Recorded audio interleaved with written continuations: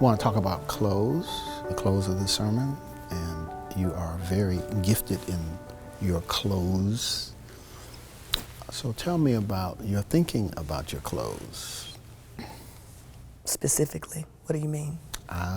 You do it so well, it's not accidental, so which means you're intending something to happen. It's not disconnected from the sermon. It's a part of the process. Mm-hmm. So the close is not the main focus of the sermon per se, so that you sacrifice content up front to get there. Right. No, it's balanced. Mm-hmm. So all that says to me that you've been very intentional and done some thinking about the who, what, the why, and you do such a fabulous job. So I'm open to anything that you would tell us about. I think that in general, when I'm closing a sermon, I'm always moving toward a motif of hope. You know, one of the things you talk about in your book, Celebration and Experience, I'm sorry, not Celebration, Experience of Preaching, but they like to never quit praising God. In your structure, one of the steps is celebration. And celebration is not always just a hoop, of course, and people standing on their feet, but that people leave with an assurance, as you say, of God's grace. And so in terms of intention, I'm always thinking about not only trying to paint an alternative picture, but also giving people what Dr. Paul Brown, one of my homiletics professors, used to say, is giving them some grace at the end of the sermon. Now, that doesn't always mean that people will leave shouting. It doesn't always mean that they will leave standing on their feet. Particularly at home, they may leave being called to the altar. They may leave being called to reflect on some behavior or some pattern that needs to be changed.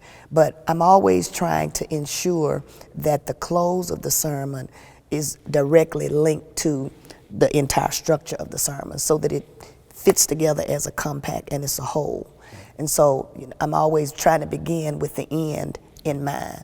What is it that I really want people to leave here thinking or doing, or both, as a result of what they've heard? And so a lot of times the close, I may write the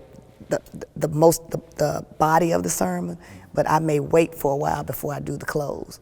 And then I'll come back and finish that close, finalize the sermon. One of the most beautiful thing about your closes is the emotive freedom or the emotive release that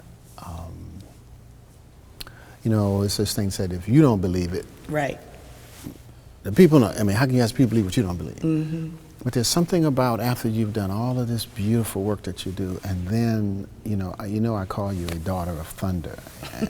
So we talked about this many times. You thunder, and it's just absolutely gorgeous. So, how do you come to the level of emotive release and freedom within yourself? Go ahead. I'm preaching to myself. Trying to help yourself. I'm preaching to myself. I'm getting happy.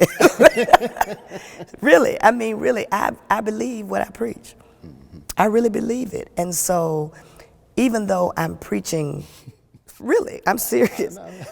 Look, I'm shouting while I'm writing it, I'm shouting while I preach it. But seriously, I really believe what I'm preaching. And I can sense, Reverend Joanne Browning always tells me, she says, I can always tell when you're about to shift gears and you're preaching because your ears turn red. I'll start watching for that. She said, your ears turn red. But there is something going on inside of me as well when I'm preaching. And so it's not contrived. It's not something that I'm trying to work up an audience, so to speak. I am experiencing this as I am proclaiming it. And because, I've lived long enough to know that some of this stuff not some of this stuff, but I know this is true. I know that there are incidents in our lives that our experience doesn't always match what we preach. But I've lived long enough to bear witness and to have testimony that what I'm saying is the truth. And so, you know, it just kind of happens. I can't explain. I don't have a formula. I don't have a, you know, it just happens. It just, when I know anything, by the time I get to the close of the sermon, I've gone into another zone. But I've written it out first. Okay. But now, not all of it is written. Right. Some of it is, a lot of it is actually spontaneous. Right. Yeah. Right. It's the Lord. That's all I can say. It's the Lord. Well, you know, you do a wonderfully masterful job, and in you know, as women began to gain access, it was always the issue of, you know, our trying to find models or are we imitating a man? You have a very natural, it's natural to who you are. Yeah.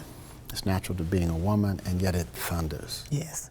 One of the things I always say to our preachers at our church is, you know, do not ever allow anybody to even try to force you into trying to preach like me or anybody else.